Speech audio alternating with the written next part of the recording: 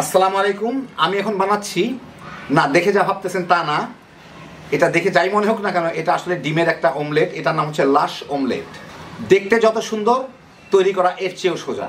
তো যারা ডিম বিভিন্নভাবে ভেজে খাইতে পছন্দ করেন কিংবা ডিম খাইতে পছন্দ করেন, একবার বানায় দেখেন।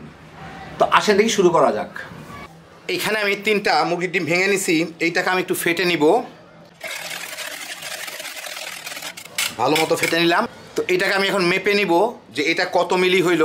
যতখানি হবে ঠিক ততখানি, অথবা কত কাপ হইল ততখানি আমার দুধ নিতে হবে। তো আমি এটা বঞ্চ কাপে মেপে দেখি কতটুকু হইল। তো এখানে আমি 1 কাপ নিচ্ছি, এটার মধ্যে 1 কাপ আটে দেখি কতখানি, প্রায় 1.5 কাপ বা 3/4 কাপ হইল। তো এটা যতখানি হইল ঠিক ততখানি এর সাথে দুধ দিব আমি।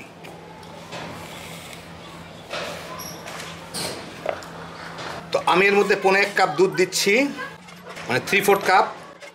স্বাদ মতো লবণ দিয়ে আমি এটাকে এখন ভালো করে মিশায় নেব। আবার একটা ঘুঁটা দিয়ে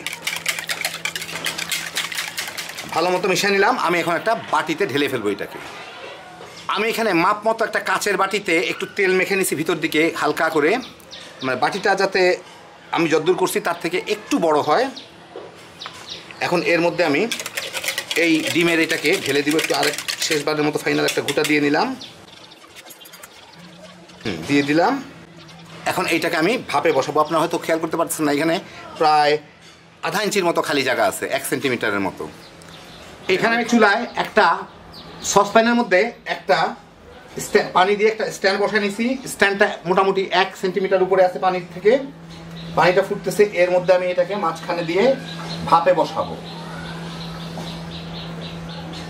দিয়ে ঢাকা দিয়ে দিলাম। এখন এটা একটু জোরে ফুটতেছে। আমি চুলার আঁচটাকে এতটুকু কমাবো যাতে পানিটা জাস্ট ফুটতে পারে, তাইলে আমার হবে। এতে আমি এটাকে প্রায় 15 থেকে 20 মিনিটের মতো ভাপ দিব। জাস্ট পানিটা ফুটতে পারে তাইলে আমার হবে। শুধু শুধু গ্যাস নষ্ট করে লাভ নাই।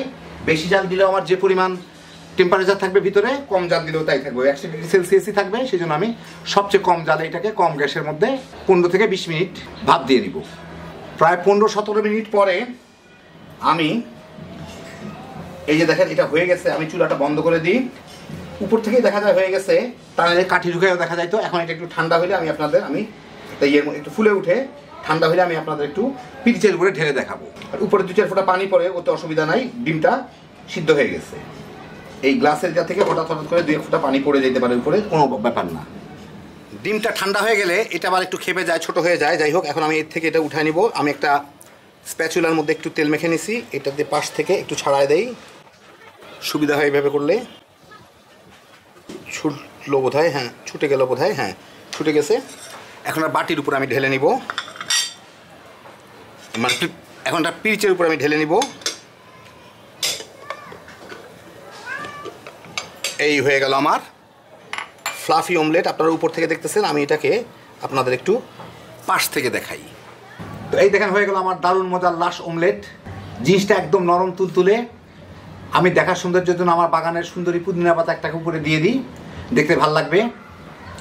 যারা একটু ভিন্ন ধর্মী ডিম ভাজি খাইতে চান, একবার বানায় দেখতে পারেন। খাবার টেবিলে রাখলে দেখতে যেমন সুন্দর লাগে, ততখানি মজাই পাবেন। হ্যাপি জোশের একটা আইটেম।